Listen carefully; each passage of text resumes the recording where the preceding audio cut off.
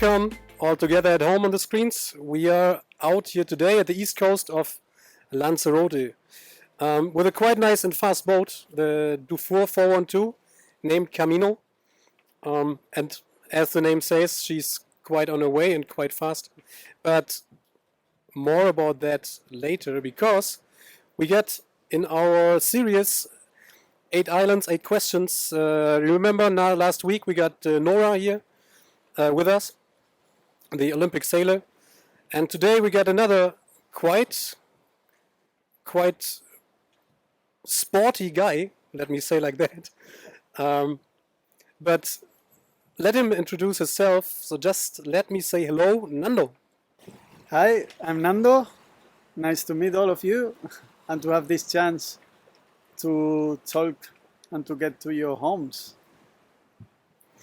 Maybe you see we are today out at sea, so we took you out of your homes and brought you out at sea. We got a slightly quite nice breeze here, 50 knots. To ease the boat down a bit, we got the second reef in, full main, and at the moment, which course are we sailing to the wind, Nando?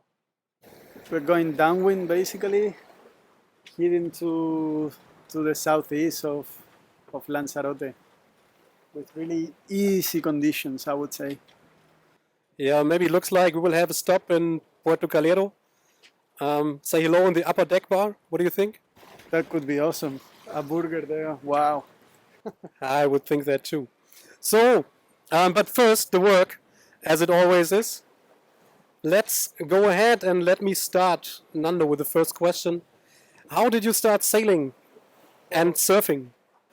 Yeah, that's a good question. Like, what came first was the surfing actually. Like, my first memories that I have about surfing, it's maybe 4 years old. I was smaller than the bodyboard that I had. It was a pink, foamy thing that floats. And when the wind was blowing, it was blowing me away, basically. But I remember spending so many hours with that board on the water, in the south of Tenerife. I come from Tenerife. And that was the beginning. Then the evolution was going for bigger waves, better bodyboards, flippers, because at that time surfing was not such a big thing in the Canaries. The bodyboarding was more famous actually. And then I got into these slab waves and things like that. And with my first chance that I had to buy a surfboard, with 15 years old more or less, I went for it, and the transition was pretty easy. And after that, since I was surfing always in El Médano, which maybe you know from windsurfing, I used to see all the tourists, or I don't know how to say, because windsurfing at that time was not for Spanish people. Like, locals were not windsurfing. And I saw all these British, Germans. I want to try that, and I tried. And that was my first kind of sailing with a windsurf. And suddenly, I saw a guy flying in the air with a kite. I was like, I want to try that as well. And then I really get into kite surfing. And with the kite surfing, really with 2 lines, this mesh with this pirate symbol in the kite. Like, I don't know if you know about those kites, but were the first ones, no security at all, no deep power at all, perfect for a gusty spot like El Médano. And yes, that's one of the reasons. Like, this kite surfing crew from that time was really close to each other, because you knew you could always have a problem. And that's why if one kite was falling, we were basically checking that everything was fine every time. And then I met Danny and Juli. And Juli were really the ones that introduced me. Juli and Danny introduced me to the sailing, because they offered me the chance to go sailing with the family. And after 2-3 days sailing with them, imagine southwest of Tenerife, how it is you go sailing, you find waves, you find dolphins, perfect wind conditions, really nice. So I fall in love with it. And then they offer me to join for taking a boat from Valencia to Tenerife. And that's it. Then I was hooked. Then I was completely hooked. After that travel, I there was no way back, basically. Yeah. Yeah, this sounds quite awesome. And what brings us quite right to the next questions. What fascinates you about sailing and surfing since then and right now, and why did you stay with that sports and with that hobbies? Yeah, basically, that's like asking me what fascinates me about The about. spider app. That's like asking me what fascinates me about pizza. Everything, it's the same.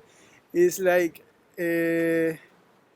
I cannot imagine my life without surfing and without sailing at the moment. And it was a big change because I was 10 years working in an office as software developer. So I studied informatics, and my last 2 years were in Germany.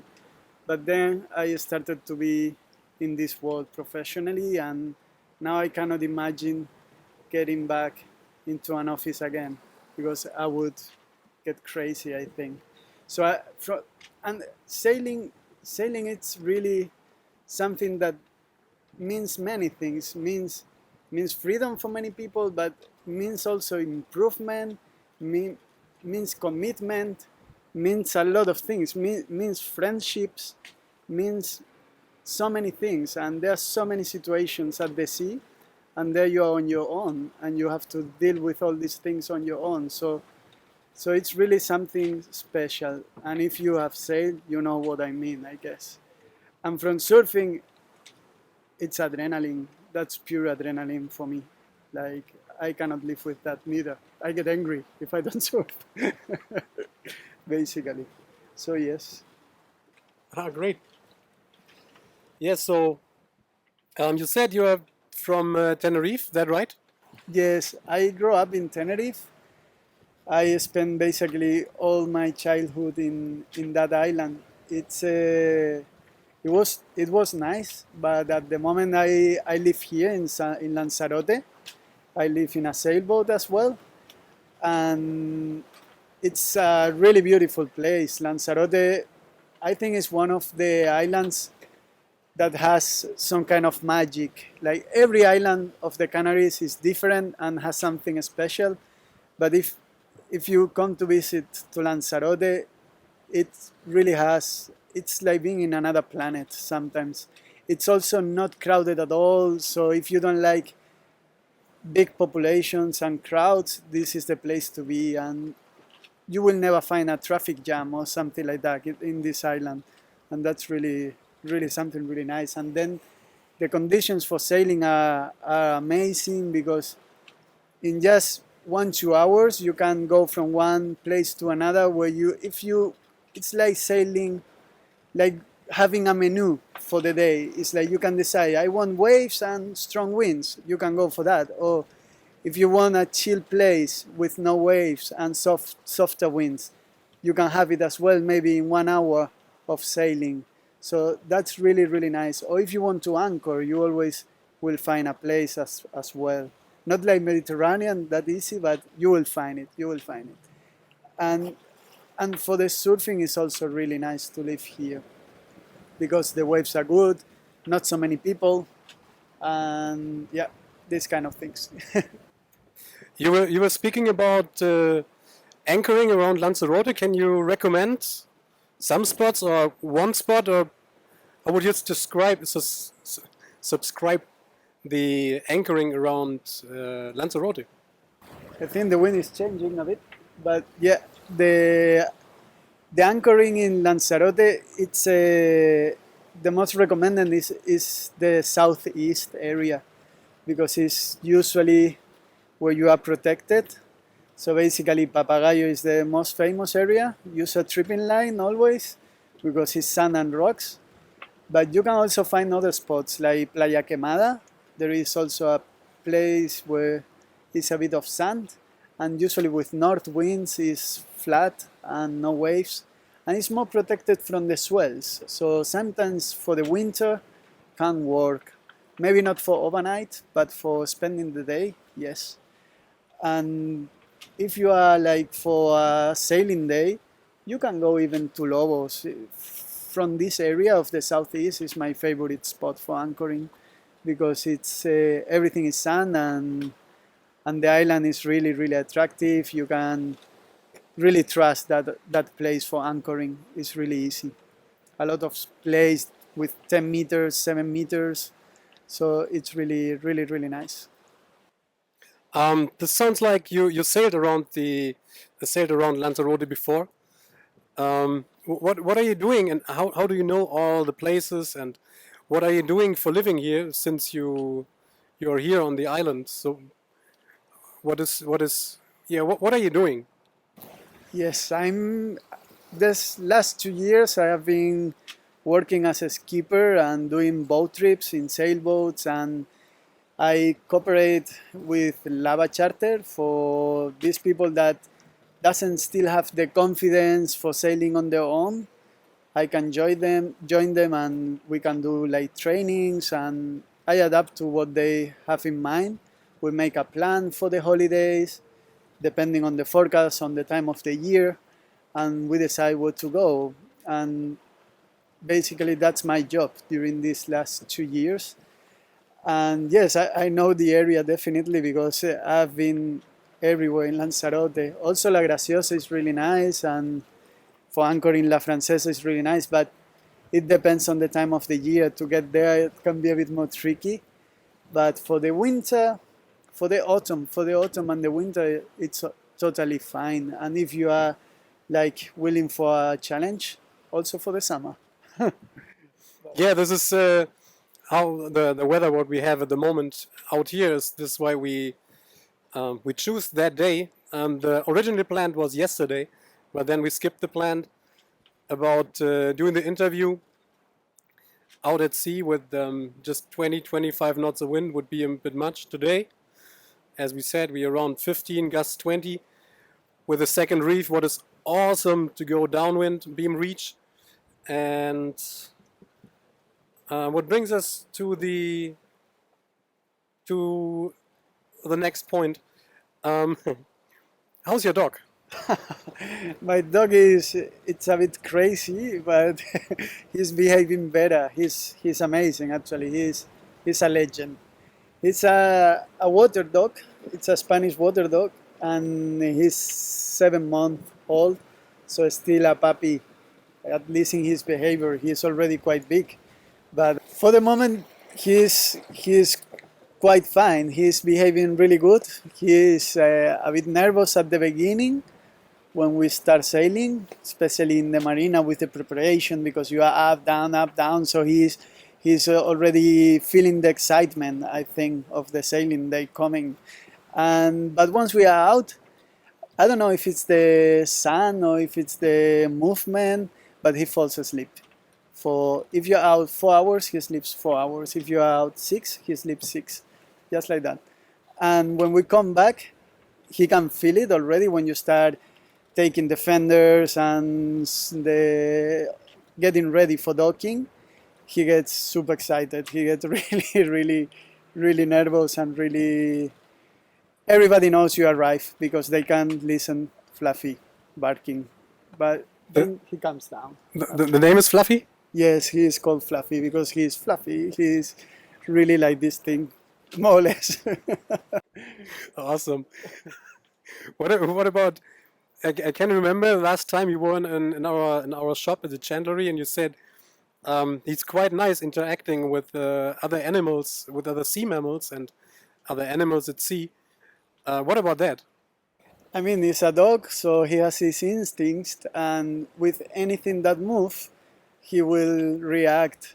And last time was a paloma, a bird, was not the best because a car almost hit him. But then with the sea animals, it's also really funny to see him. We had dolphins some days ago, and it's unbelievable how what a party of dolphins we had, and he was freaking out with all of them. Eh? And we had also flying fishes these days, a lot of flying fishes in between Fuerteventura and Lanzarote. From Playa Blanca to Corralejo, maybe we saw 50 flying fishes. And in the area of Playa Quemada, we had dolphins, and a bit more to the south, a few turtles I have seen. And this year we have seen a rorqual, a really, really, really big whale that was there for 1 week in Playa Quemada. He was next to the farm, to the fish farm, really close, and was bigger than the boat. Was probably 60 meters or something like that. Really, really big. I've seen them 5 times in my life, and I've been sailing, kite surfing, and so on since 20 years. So it's not like every day that you see these big animals in the around the area. But if you're lucky, yes.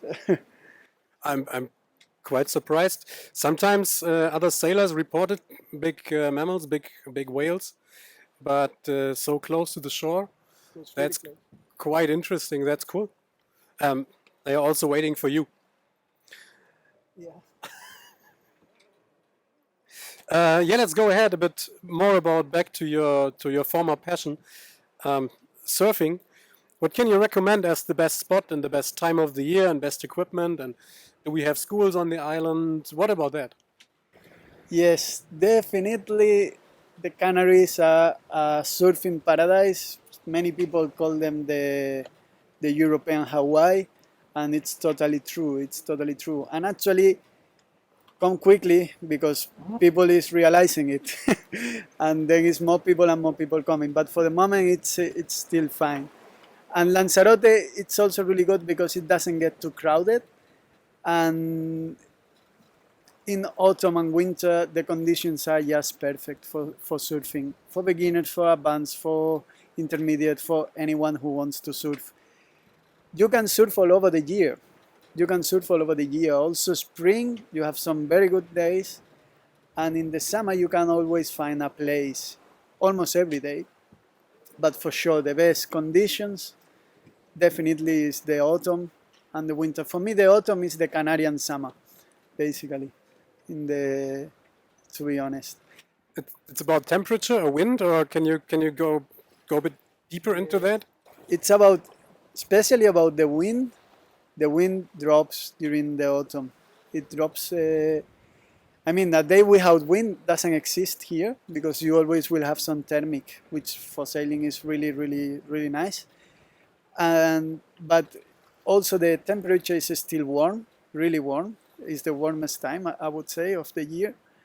And since you don't have the wind, the feeling it's much warmer, and also the water temperature is still quite hot compared to the spring, for example. It's quite warm, Canarian warm for the water. It's not Mediterranean. What means Canarian warm for the water? It means 21 degrees. What it's But that's quite warm for the Canarian. What is the regular temperature? Um, Yeah, when it's colder, it's around in between 19 to 21. It's the temperature here in Lanzarote. It's curious because the more you go to the west, the warmer it gets. For example, maybe from here to Tenerife, it can change 1 degree, and some days even 2 degrees. And also the opposite. If you go to Africa, maybe it's 3 degrees less than here. So come to the Canaries. especially to Lanzarote. To Lanzarote. Um, and we were speaking about that. Yeah, you're a skipper. We had that topic, and you worked sometimes with Lanzarote and with other companies. So if you want to sail around the Canaries, Lanzarote, um, this can be your man on the boat to introduce you to the locals, to the food. So he speaks fluent Spanish because for sure he's from Tenerife, but also English. And he also can support you by training the boat when you want to charter a week. But it's also possible to have you on board just for 1 or 2 days? Absolutely, it's totally fine. So you feel more comfortable, and then you can go on your own. Basically, we can do it that way as well. And another point, what we had and what we spoke about in the past before is sometimes we have requests for day sailing just for some hours. What about that? Are you doing that? Yes, I'm doing that. For the moment, I do that with my own boat, starting from Puerto Calero. And I usually do trips in the area, Playa Quemada, Papagayo, sometimes to Lobos. But to Lobos is a bit ambitious for just one day, but can work as well, depending on the conditions. How can be one day out sailing as the first question, and the second one is um, how could be 1 week? What would you recommend for one day to do, and one would you recommend for 1 week around the beautiful island Lanzarote? Like a plan for Lanzarote for 1 week. Yes, like an initiatory, like a plan, like I think no doubt I would go all around the island basically, which means, for example, the base port of the base marina of Lava Charter is in Arrecife, which is a really good location to start and to finish because you can go from the beginning. Maybe the first day, I would take it for a chill sailing around the area, maybe a bit to the south. So you see a bit the area, you get used to the boat, you get used to the feelings, and so on. And then next day, maybe you do that in one evening. And next day, I would wake up early. I would have everything ready from the day before, and I will start going really early to the north till La Graciosa. It's a really, really, really beautiful route to sail, but depending on the year, is not the most recommended. But it's doable more or less at any time of the year. And if you like rock and roll, go for it with 30 knots. But you will have to deal with it. Yes, you will have to deal with it. But and then in La Graciosa, that's like living in another world. There the time stops because it's an island with almost no population. It's like maybe 500 people in registered there, and there are no roads. There is no asphalt in the island, and I definitely recommend you to maybe spend 1 2 days there just for seeing the island, just for renting a bicycle, going around the island, enjoying it. And maybe the second day you can sail around the island and stay again in the marina or something like that, like to see Alegranza and all this area, Montaña Clara. All this looks like you are in, I don't know, I was going to say Thailand because you have many islands, but it's not because the landscape is different. But it's completely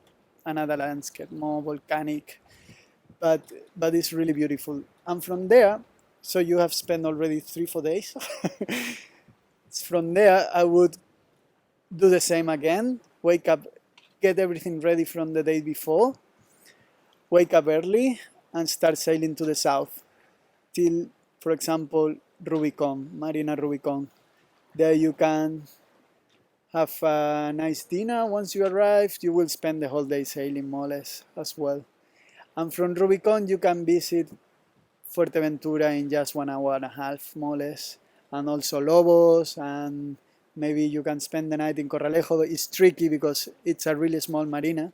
So for the size of the boats that Lava has, there's only one place. So it's not like, well, let's get a place. So Rubicon is more trustful. But yeah, it's really 1 hour and a half to go and another maybe 2 hours to come back, depending on the wind. And then for the last day, I would go to the other side, to the southeast, to spend the last night before you have to give the boat back in Puerto Calero, and then to Arrecife, which is going to be a short sailing day. sounds awesome. Sounds you made that before. I've done it, yes, I've done it. And how would you describe, let's say, some people just want to go out for one day, just a day sailing. and they want to do it, want to go out with you, how can be one day or just some hours sailing? That's up to you. It's what I usually say. The first thing I do when people arrive on board, I ask you, what do you want to have? Because some people likes to train, some people likes to learn, some people likes to drink a caipirinha or a mojito while we sail. So it's really up to you what you have in mind. But what I like the most is like to introducing the people a bit to the sailing and that they can also enjoy chilling, having maybe lunch on board. I can cook really nice paella for one day trips. And then you can have a time swimming from the boat, snorkeling. There is a soup on board as well, stand-up paddle. This kind of things is what you can do in one day. And sailing. I usually use the wind.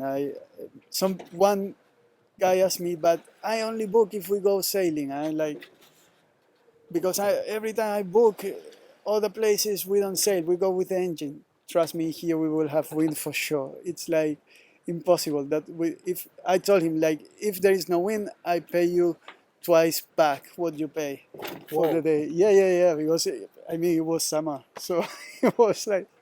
So summer you get winds for sure. Yeah. Like, but look, now it changed completely. Eh? Yeah, this is what I want to bring in at the moment. That at the moment we will show you around in some seconds, just to introduce a bit. So we passed the airport at the moment. We are sailing to the south. We passed the airport, and quite nice. After the airport, the wind drops really, and we are more like moving around. The sun is burning. For luck we get sunscreen, because safety first. And yeah, just one last question. What would you recommend as time for which people? For example, I'm a regular sailor from the Mediterranean Sea, and I want to try Lanzarote. I want to try a different sailing area. What would you recommend? Definitely autumn. Autumn is the best. Like, there is no doubt about that. The autumn is the best time of the year for sailing here. And winter is also good. Winter is really good. It's just drop a bit the temperature, but nothing. Like, it's also really good. But the best is the autumn. Sounds great. So then let me show you around how the wind situation changed. Maybe you saw that before. At the moment it's quite flat. Where are we at the moment? We are next to Puerto del Carmen at the moment, and we are heading a bit more to Puerto Calero. And let's say thank you to our captain today, to the helmsman, what we have over there. It's quite smiling. He steered awesome. Mr. Ramon. Thank you. Muchísimas gracias, Señor Ramon. And yeah, it was quite a beautiful interview. We will go now to Puerto Calero. We will have a water, something, burger, something to eat. Then we will sail back. And for sure, we will keep you posted. We will keep you on board. And I guess Alex will bring in some nice footage from our sailing back. And yeah, just to say thank you, Nando. Anything else what you want to say finally to our customers, to our viewers? Yeah, that I really appreciate to have the opportunity to get to all of you. I really like what I'm doing here actually, and I enjoy every time that I see a message from Jan to go 1 week sailing with you. Awesome. So if you feel better to have a pro on board who knows the island, who knows the boat, the marinas, the language, then just feel free to ask us about, and we get you in contact. Thank you very much. Have a beautiful day and see you next time. Bye bye.